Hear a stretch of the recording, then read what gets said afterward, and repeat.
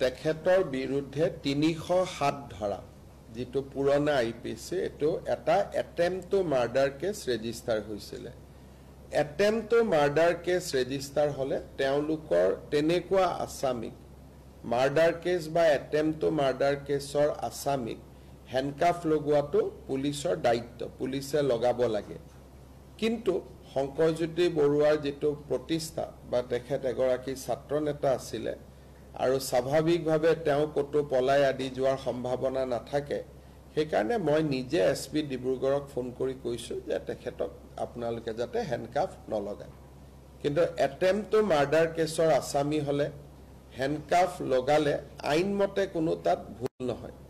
কিন্তু তেখেতৰ প্ৰতিষ্ঠাৰ প্ৰতি লক্ষ্য ৰাখি মই নিজে ইন্টাৰফেয়াৰ কৰিছো আৰু মই নিজে কৈছো যে এইবিলাক নকৰিব আৰু কোৰ্টৰ পৰা যোৱাৰ সময়ত তেওঁ হ্যান্ডকাফ লগোৱা নাই তেখেতৰ বিৰুদ্ধে ৩০৭ ধাৰা যেটো পুৰণা আইপিসি এটো এটা attempt to murder case register হৈছিল attempt to murder case register হলে তেওঁলোকৰ তেনেকুৱা আসামিক মাৰ্ডাৰ কেছ বা অ্যাটেম্প্ট টু মাৰ্ডাৰ কেছৰ আসামিক হ্যান্ডকাফ লগোৱাটো পুলিচৰ দায়িত্ব পুলিচে লগাব লাগে কিন্তু শংকৰজ্যোতি বৰুৱাৰ যেটো প্ৰতিষ্ঠা বা তেখেত এগৰাকী ছাত্ৰ নেতা আছিল আৰু স্বাভাৱিকভাৱে তেওঁ কতো পলাই আদি যোৱাৰ সম্ভাৱনা নাথাকে সেইকাৰণে মই নিজে এসপি ডিব্ৰুগড়ক ফোন কৰি কৈছো যে তেখেতক আপোনালোকে যাতে হ্যান্ডকাফ নলগায়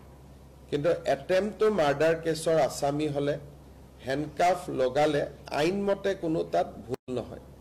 কিন্তু তেখেতৰ প্ৰতিষ্ঠাৰ প্ৰতি লক্ষ্য ৰাখি মই নিজে ইন্টাৰফেয়াৰ কৰিছো আৰু মই নিজে কৈছো যে এইবিলাক নকৰিব আৰু কোৰ্টৰ পৰা যোৱাৰ সময়ত তেওঁ হ্যান্ডকাফ লগোৱা নাই তেখেতৰ বিৰুদ্ধে ৩০৭ ধাৰা যেটো পুৰণা আইপিসি এটো এটা attempt to murder case register হৈছিল attempt to murder case register হলে তেওঁলোকৰ তেনেকুৱা আসামিক মাৰ্ডাৰ কেছ বা অ্যাটেম্প্ট টু মাৰ্ডাৰ কেছৰ আসামিক হ্যান্ডকাফ লগোৱাটো পুলিচৰ দায়িত্ব পুলিচে লগাব লাগে কিন্তু শংকৰজ্যোতি বৰুৱাৰ যেটো প্ৰতিষ্ঠা বা তেখেত এগৰাকী ছাত্ৰ নেতা আছিল আৰু স্বাভাৱিকভাৱে তেওঁ কতো পলাই আদি যোৱাৰ সম্ভাৱনা নাথাকে সেইকাৰণে মই নিজে এসপি ডিব্ৰুগড়ক ফোন কৰি কৈছো যে তেখেতক আপোনালোকে যাতে হ্যান্ডকাফ নলগায় কিন্তু অ্যাটেম্প্ট টু মাৰ্ডাৰ কেছৰ আসামি হলে